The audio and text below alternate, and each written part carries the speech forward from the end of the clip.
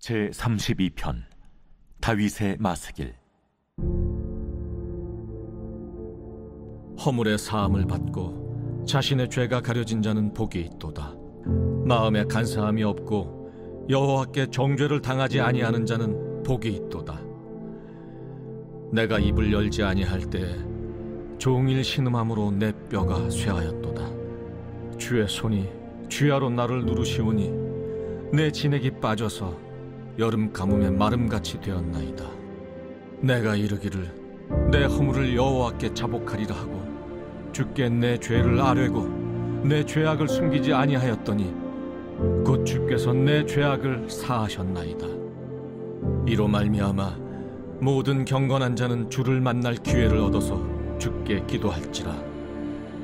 진실로 홍수가 범람할지라도 그에게 미치지 못하리이다. 주는 나의 은신처이오니 환난에서 나를 보호하시고 구원의 노래로 나를 두르시리이다. 내가 내 갈 길을 가르쳐 보이고 너를 주목하여 훈계하리로다. 너희는 무지한 말이나 노새같이 되지 말지어다. 그것들은 제갈과 굴레로 단속하지 아니하면 너희에게 가까이 가지 아니하리로다. 악인에게는 많은 슬픔이 있으나 여호와를 신뢰하는 자에게는 인자하심이 두루리로다. 너희 의인들아, 여호와를 기뻐하며 즐거워할지어다. 마음이 정직한 너희들아, 다 즐거이 외칠지어다.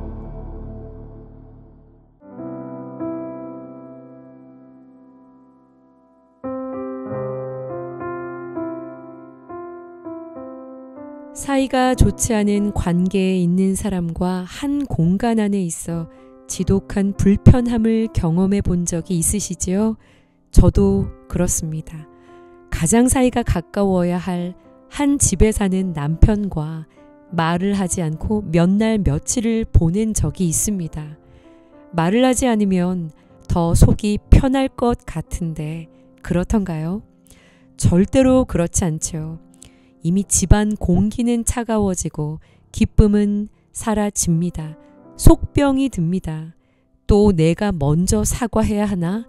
라는 생각이 들어 보이지 않는 팽팽한 씨름을 하다가 결국 눌려오는 이 답답함이 견딜 수 없어 기도 무릎을 꿇고 내 변호를 시작하며 훌쩍거리면 주님은 언제나 나의 죄를 깨닫게 하십니다. 은혜야, 너는 항상 너만 옳고 다른 사람들은 다 잘못되었냐? 그리고는 이사야 64장 6절의 말씀을 주십니다. 대저 우리는 다 부정한 자 같아서 우리의 의는 다 더러운 옷 같으며 너의 옳다고 하는 그 모든 것이 다 내겐 너무나 더러운 옷과 같구나. 그리고는 십자가에 달리신 예수님께서 말씀하시는 겁니다. 그렇다면 나는 왜 여기에 이렇게 못 박혀 있겠느냐. 쾅 한 대 머리를 맞은 듯 그날 저는 충격 속에 제 모습을 직면할 수밖에 없었습니다. 저는 정말 잘못한 게 하나도 없었거든요. 그런데 주님이 깨닫게 하시는 겁니다. 잘못한 것이 없는 것이 아니라 보이지가 않는 거라고. 옳음을 주장하고 있는 이 모습이 얼마나 완악한 모습인지, 한 톨 회개가 입 밖으로 나오지 않고 있는 이 완고함이 죄인 것조차도 보이지 않을 만큼 제가 캄캄한 상태라는 것을 깨닫게 하신 겁니다. 그제서야 얼마나 죄인인지, 정말 세상에서 가장 무서운 자가 나구나, 본질상 뼛속까지 죄인인 더러운 내 모습에 놀래 가슴을 치며 인정하고 회개할 수밖에 없었습니다. 여러분, 회개하지 않으면, 토설하지 않으면 괴롭습니다.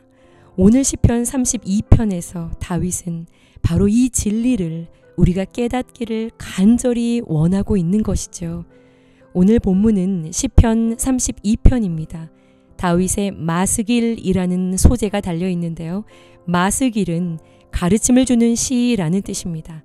감정 토로가 아니라 자신의 경험을 바탕으로 다른 이들을 깨우치려는 목적으로 기록했다라는 거예요. 다윗은 자신의 인생 전체를 두고 깊이 생각하며 최고의 복은 바로 이거야 라고 이야기합니다. 그 복이란 무엇일까요? 1, 2절에 허물의 사함을 받고 자신의 죄가 가려진 자가 복이 있다. 마음에 간사함이 없고 여호와께 정죄를 당하지 않는 자가 복이 있다. 죄를 세 가지로 표현합니다. 허물, 죄, 정죄, 조금씩 의미가 다른데요. 다윗은 이 세 가지의 죄가 먼저 자신에게 있었음을 전제하며 지금 이 이야기를 하고 있는 것인데요. 쉽게 말하면 이렇게 봐도 저렇게 봐도 자신이 전인격적으로 타락한 상태이고 이 마스기를 전해 듣는 우리 모두가 역시 피할 수 없는 같은 처지라는 것을 강조하고 있는 것이죠. 그런데 이 모든 죄가 가려진 자, 여기서 이 가려진 자, 가려지다는 덮이다라는 뜻을 포함합니다. 그리스도의 보혈로 덮여진 자, 이 모든 죄가 용서받은 자, 그 자가 복이 있다라는 거예요. 물론 이것이 정답이죠. 그런데 왜 다윗은 이렇게 고백하는가? 3절부터 다윗은 지난 자신의 인생 속에 자신이 겪었던 영적인 통증을 이야기합니다. 여러분 밧세바 사건 기억하시죠? 32편의 배경이 되고 있습니다. 다윗이 죄를 책망하러 온 나단 선지자가 들려준 이야기를 들으면서 자신의 죄는 전혀 보지를 못하죠. 그리고 그 이야기 속에 그 양을 잡아 죽인 그 자를 죽여야 한다라고 나단에게 이야기를 합니다. 이것이 죄 지은 다윗의 영적인 실상이었어요. 자신의 죄가 안 보였습니다. 다른 사람의 티만 커 보였던 것이죠. 그러니 죄의 문제가 해결되지 않고 밧세바를 범하고 우리아를 살인한 죄를 저질렀던 다윗은요, 겉으로 보기엔 평화로운 상태 같아 보였을진 모르겠지만 그 영혼은, 그 심령은 진통을 겪고 있었다는 거예요. 행복하지 않았던 겁니다. 이후에 지난날의 자신을 돌아보니요, 들어왔던 죄를 품고 있었을 때 말할 수 없이 자신은 매우 고통스러웠다라는 이야기입니다. 3절에 그는 고백합니다.